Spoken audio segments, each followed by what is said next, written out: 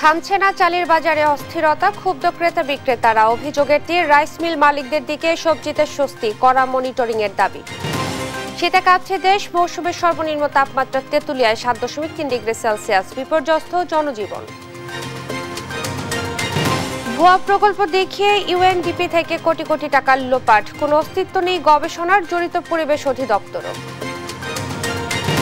কুষ্টিয়ার দৌলতপুরে তুচ্ছ ঘটনায় দিনে দুপুরে চলে লুটপাট ও ভাঙচুর, 3 দিনে ক্ষতিগ্রস্ত অর্ধশত দোকান ও বাড়িঘর, নীরব প্রশাসন।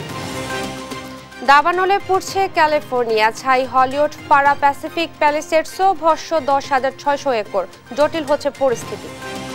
এবং আজ বিপিএল এর প্রথম ম্যাচে মাঠে নামবে দুর্বার রাজশাহী ও খুলনা টাইগার্স, দ্বিতীয় ম্যাচে মুখোমুখি হবে সিলেট স্ট্রাইকার্সের ও ঢাকা ক্যাপিটাল। দেখছিলেন সংবাদ শিরোনাম, সঙ্গে আছি আমি ইশরাত জাহান মনি। এবারে বিস্তারিত। ধানের ভরা মৌসুমে বাজারে বেড়েছে চালের দাম, বৃদ্ধির তালিকায় রয়েছে নাজিরশাইল ও মিনিকেট।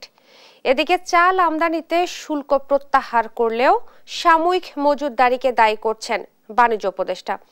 প্রতি সপ্তাহে চালের দাম বৃদ্ধিতে অস্বস্তিতে নিম্ন আয়ের মানুষ। অন্যদিকে যথেষ্ট যোগান থাকায় অনেকটাই কম শীতকালীন শাকসবজির দাম। সপ্তাহের বাজার পরিস্থিতি জানাচ্ছেন আলিমুজ্জামান সাফওয়ান।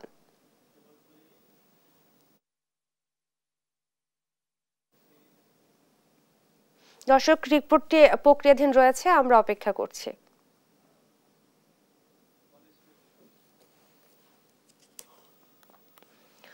পৌষের শেষে সারা দেশেই জেঁকে বসেছে শীত। পঞ্চগড়ের তেঁতুলিয়ায় মৌসুমের সর্বনিম্ন তাপমাত্রা রেকর্ড করা হয় 7.3 ডিগ্রি সেলসিয়াস। হিমেল হাওয়ায় শীতের তীব্রতা বেড়েছে চাঁপাইনবাবগঞ্জ, নওগাঁ ও জয়পুরহাটে। বিপর্যস্ত জনজীবন। সহকর্মীদের পাঠানো তথ্য ছবিতে নুসরাত শোভার রিপোর্ট। দেশের সর্বোত্তরের জেলা পঞ্চগড়ে শীতের দাপট বরাবরই বেশি। শুক্রবার সকাল 9টায় তেঁতুলিয়ায় মৌসুমের সর্বনিম্ন তাপমাত্রা 7.3 ডিগ্রি সেলসিয়াস রেকর্ড করা হয়। বাতাসের গতিবেগ ঘন্টায় 8 থেকে 9 কিলোমিটার। হাড় কাঁপানো শীতে বিপর্যস্ত জনজীবন। খুব প্রয়োজন ছাড়া ঘর থেকে বের হচ্ছেন না কেউ। গরম কাপড়ে জড়সড় হয়ে কাজে আসলেও যাত্রী পাচ্ছেন না চালকরা। এতটা শীত পড়ছে যে আমরা ওইখান থেকে আসতে পারতেছি না বা গাড়ি চালানো যাচ্ছে না। শীতের কারণে সকালবেলা যাত্রী নেই, ভাড়া পুরো হয় না। আগে 500 টাকা ভাড়া মারতেন, এখন 200 টাকাও ভাড়া হয় না। পঞ্চগড়ে যে এত শীত, বাইক চালানোর কোনো অবস্থানই নেই। চাঁপাইনবাবগঞ্জে বইছে হিমেল হাওয়া। আগুন জ্বালিয়ে কনকনে ঠান্ডায় উষ্ণতা পেতে জড়ো হতে দেখা গেছে অনেককে। সকাল থেকেই জমজমাট ভাপা পিঠার দোকানও। এদিকে জয়পুরহাটেও বেড়েছে শীতের প্রকোপ। তীব্র শীত উপেক্ষা করেও জীবিকার তাগিদে সকাল থেকেই মাঠে কাজ করছেন কৃষকরা। 2-4টা সিরাধুরা কাপড় পিন্দা আসে আলু তুলছি, আর এই তো ঠান্ডা, কম্বল নাই, কাপড় নাই, কিচ্ছু নাই। গরিব মানুষ আমরা কি করবো? ভোর থেকে শীতের মধ্যে কাজ করতে খুব অসুবিধা হচ্ছে। একই চিত্র নওগাঁতে।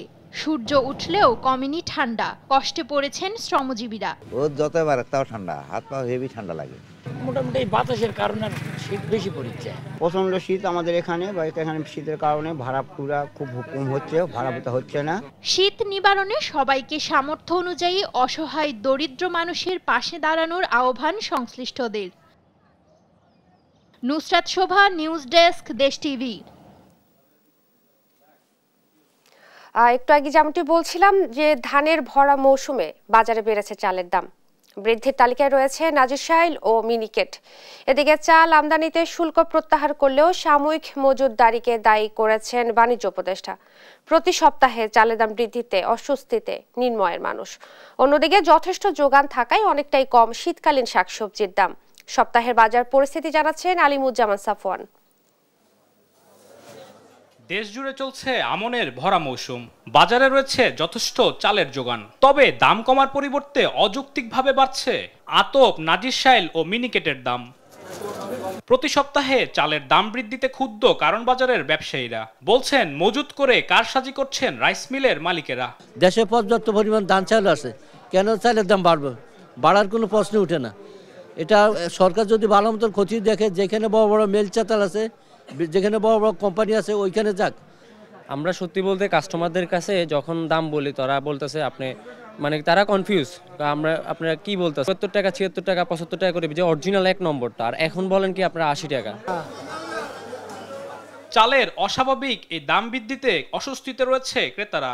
যত সব সমস্যা তো আমাদের, ওনাদের তো কোনো সমস্যা নাই। এদিকে অনেকটাই কমেছে শীতকালীন শাকসবজির দাম, ১৫-২০ টাকা কেজিতে মিলছে বেশিরভাগ সবজি। এতে বাজার করে স্বস্তি প্রকাশ করেছেন ক্রেতারা। ব্যবসায়ীরা বলছেন সামনের দিনে আরো কমে আসতে পারে দাম। সম্পূর্ণ আমদানি আছে থাকার কারণে মানে আপনার হলো সবজির দামটা বর্তমানে কিন্তু কম।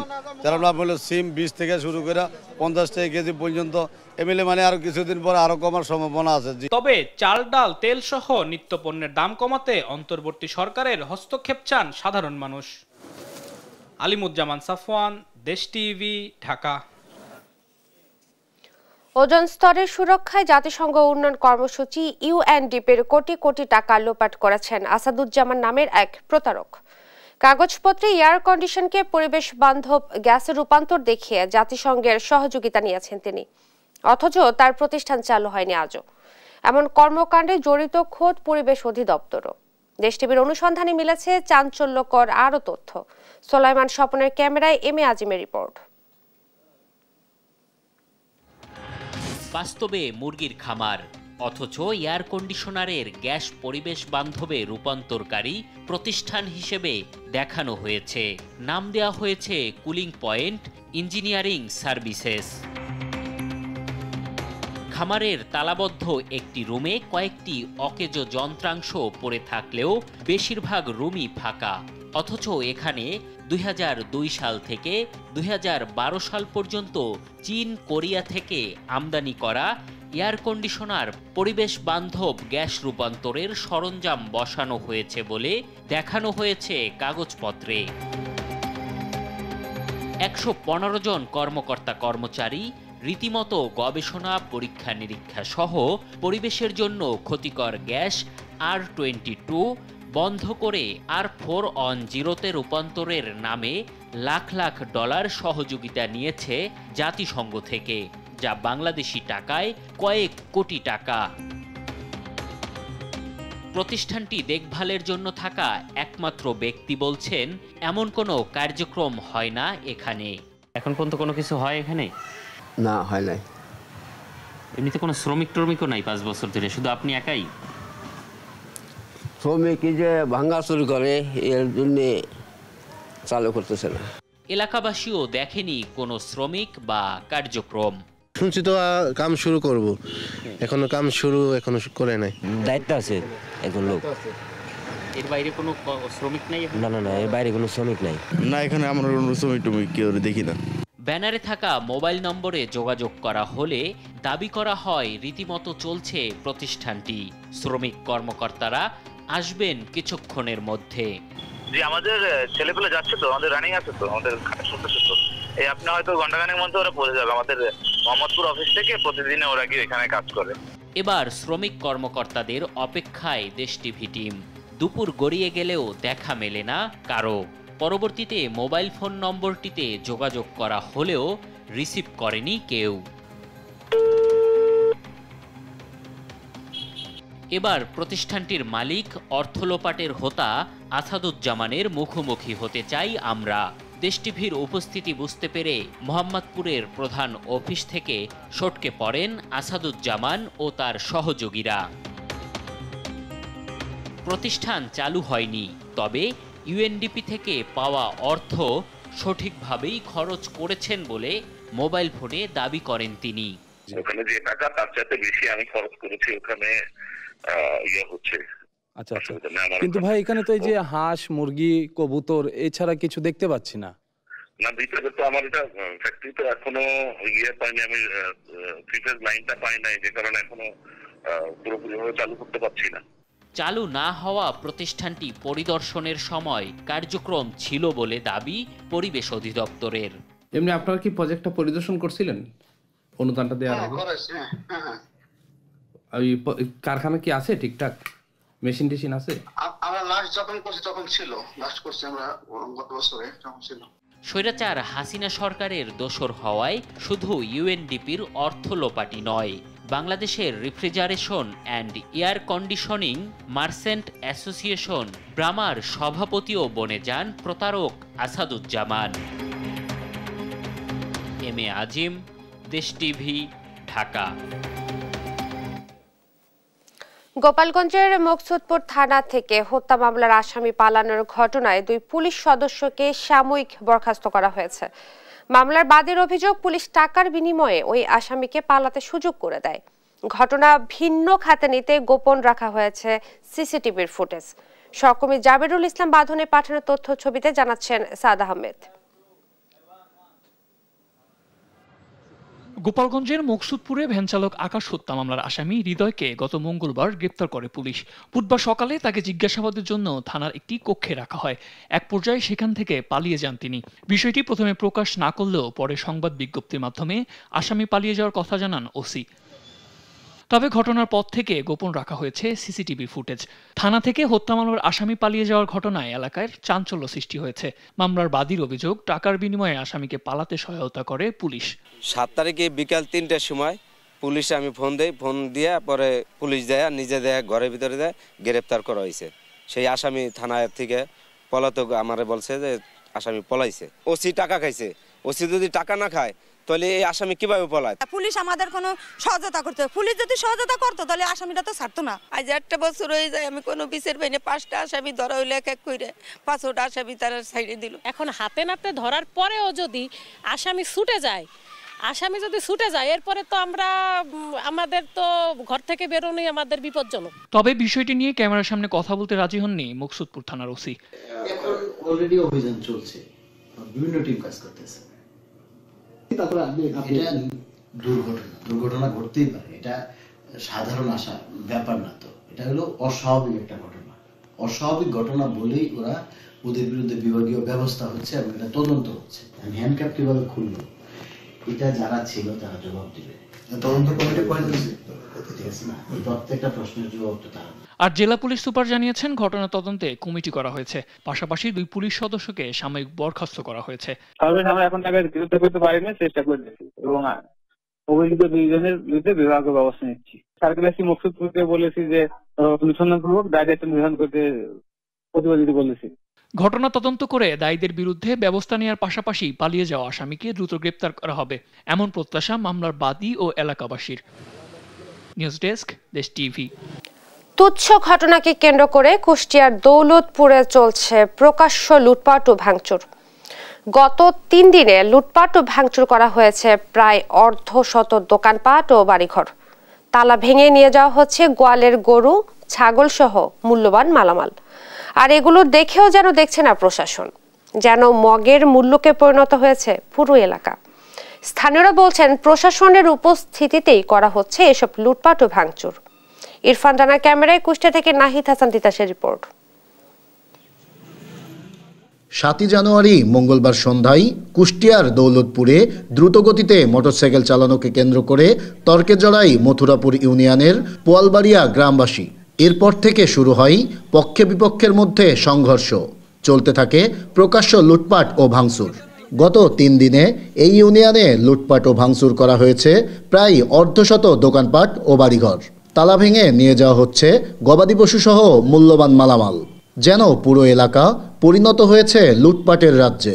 দোকান লুটপাট করে লেগেছে, আর হলো গরু ছিল 2টি, গরু 2টি লেগেছে, ঢাল তরোয়াল হাইসি লাঠি ফালা সব লেগেছে। ধরো আমার 2টি গরু লেগেছে।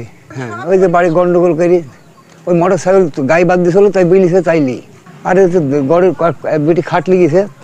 আমরা মেয়ে ছেলে সব ভয়ের জ্বালা আঁকাবাক করে ঘরের ভিতর চলে গেছি, গেটে তালা দিই, না হলে ছুটত না। জিনিসপাতি সেই মুহূর্তে আসি তালা ভাঙে, দরজা ভাঙে, জিনিসপাতি সব মেয়ে ছেলে বেটা ছেলে সব এসে নিয়ে গেছে। স্থানীয়রা বলছেন প্রশাসনের উপস্থিতিতেই চলছে এসব লুটপাট ও ভাঙচুর। দেখেও যেন দেখছে না প্রশাসন। এমন অরাজকতার হাত থেকে মুক্তি চায় তারা। সাথে পুলিশও ছিল, পুলিশ সহকারে তারা লুটপাট করেছে। যখন পুলিশ আসে আমরা ভেবেছিলাম হয়তো পুলিশ আসলো লুটপাটটা বন্ধ হবে, কিন্তু না। পরে দেখি যে পুলিশ এসেই ওদের সাথে সাহায্য করে গরু বাড়ি থেকে গরু বের করতে, আলমারি শোকেস এগুলো ভেঙে সোনার গহনা এগুলো লুটপাট করতে। রাস্তায় যা ছাগল ছিল সব নিয়ে গেছে। আমার বাড়ি ঘর ভাঙি চুরি দেখেন কি অবস্থা করছে, গরু টরু সব কিনলে গেছে। মতলব তারপরে ঘুঘুর ডাকু এরা সব ভেঙে গেছে। আমার কি যেন ভাঙলো, এই বিচার আমি চাই। তবে লুটপাট ভাঙচুরের বিষয়টি অস্বীকার করে পুলিশ বলছে পরিস্থিতি নিয়ন্ত্রণেই রয়েছে তাদের। আটকও করা হয়েছে জড়িত 6 জনকে। লুটপাট হয় নাই, ওই স্থানীয় জনগণ যারা মানে যাত্রা শেষ সরাইছে এটাকে ওরা বলছে যে লুটপাট হয়েছে। একটা মামলা নিয়েছিলাম, যে পক্ষ মারামারি করেছে 6 জন আসামি অ্যারেস্ট। একটা মোটরসাইকেলে 2 ছেলে যাচ্ছিল, মোটরসাইকেলে স্পিড বেশি ছিল, কিছু লোক থেকে মানা করেছে যে মোটরসাইকেল একটু দূরে চালাস কেন। তারা যায় সামনে যায় বলতেছে মোটরসাইকেল আমি আমার বাপের টাকায় চালাই। তো কি এই নিয়ে 2 পক্ষের মধ্যে মানে উত্তেজনা, গন্ডগোল এই হচ্ছে বিষয়। এমন অরাজকতা বন্ধে দ্রুতই কঠোর পদক্ষেপ নেবে প্রশাসন, স্বস্তি ফিরবে জনমনে, এমনটাই প্রত্যাশা স্থানীয়দের। নাইদ হাসান তিতাস, দেশ টিভি, কুষ্টিয়া। রাজশাহীতে যুবদল ও ছাত্রদল নেতা পরিচয় করা 2 মামলায় সাধারণ মানুষকে আসামি করার অভিযোগ পাওয়া গেছে। নাম বাদ দিতে পরিবারগুলোর কাছে টাকাও দাবি করা হয়েছে। আওয়ামী লীগ নেতাদের সঙ্গে এই 2 মামলায় আসামি স্থানীয় পান দোকানদার ও শ্রমজীবী মানুষ। কাজী সাহেদের প্রতিবেদন। আওয়ামী লীগ সরকারের পতনের পর রাজশাহীতে যুবদল ও ছাত্রদল নেতা পরিচয়ে মামলা করেছেন ইমরান চৌধুরী ও আরিফ সরকার রাব্বি। 2টি মামলায় আসামি 1000-এর বেশি। আওয়ামী লীগের স্থানীয় নেতাদের সঙ্গে আসামি হয়েছেন উপজেলা চেয়ারম্যান মেম্বার, বাদ যায়নি এলাকার পান দোকানদার থেকে শুরু করে শ্রমজীবী মানুষও। মামলায় আসামি হয়েছেন এমন শতাধিক পরিবারের দিন কাটছে মানবেতর। স্বজনরা বলছেন চাকরিজীবী ও শ্রমজীবীদের আসামি করা হয়েছে, বাদীকে তারা চেনেও না। কারো কারো কাছে নাম বাদ দিতে দাবি করা হয় টাকা। এটা আপনি ধরেন মিথ্যা মামলা দিয়েছে।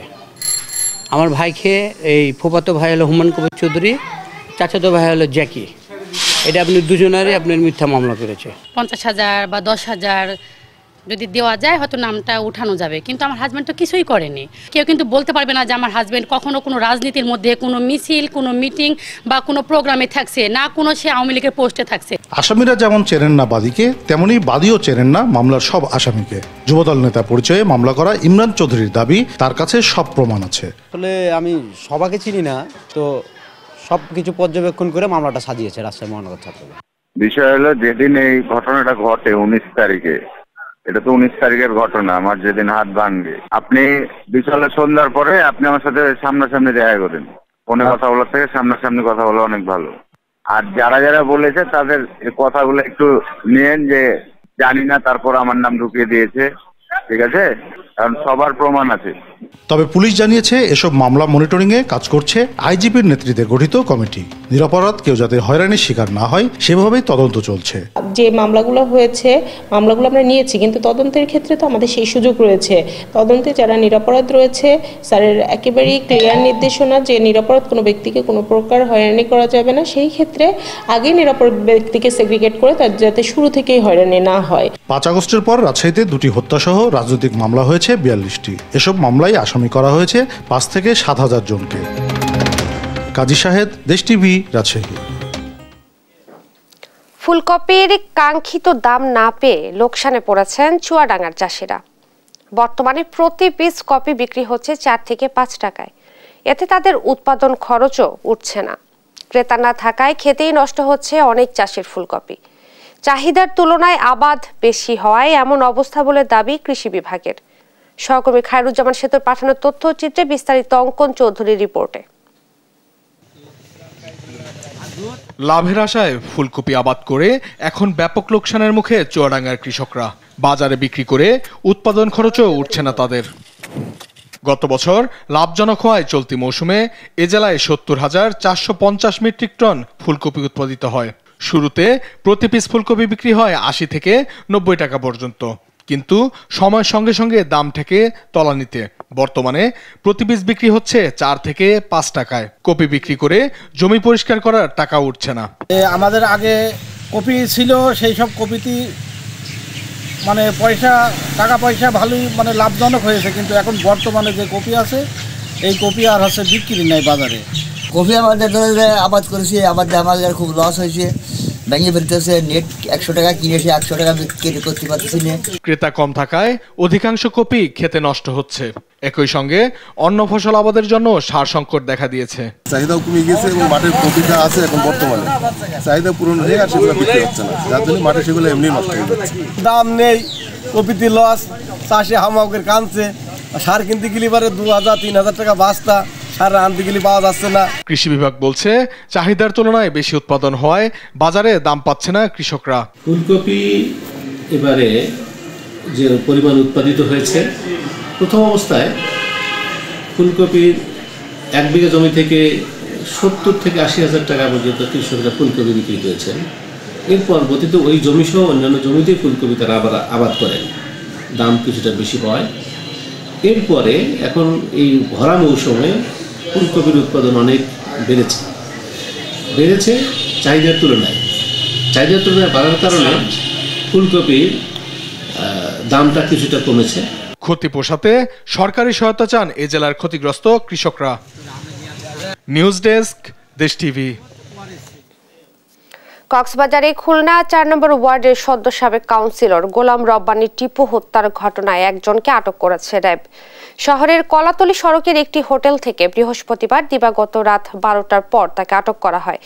আটক শেখ হাসান ইফতেখার খুলনার 16 নম্বর ওয়ার্ডের সাবেক কাউন্সিলর এবং ওয়ার্ড আওয়ামী লীগের সাধারণ সম্পাদক।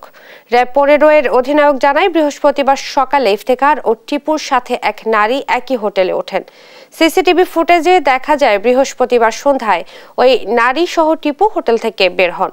পরে রাতে সৈকতের কাছে হোটেল সিগালের সামনের ফুটপাতে দুর্বৃত্তের গুলিতে মৃত্যু হয় টিপুর।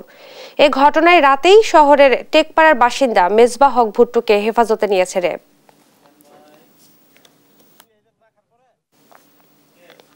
সিলেট ওসমানী আন্তর্জাতিক বিমানবন্দর থেকে অভিনেত্রী নিপুণ আক্তারকে আটক করেছে ইমিগ্রেশন পুলিশ। শুক্রবার সকালে নিপুণ লন্ডন যাত্রার উদ্দেশ্যে সিলেট ওসমানী আন্তর্জাতিক বিমানবন্দরে গেলে তাকে আটক করা হয়। ইমিগ্রেশন পুলিশ জানায়, এনএসআই চিত্রনায়িকা নিপুণের লন্ডন যাত্রার বিষয়ে আপত্তি তোলে। এরপর বিমানবন্দর কর্তৃপক্ষ তাকে জিজ্ঞাসাবাদের জন্য আটক করে। জিজ্ঞাসাবাদ শেষে তিনি ঢাকায় ফিরে যান।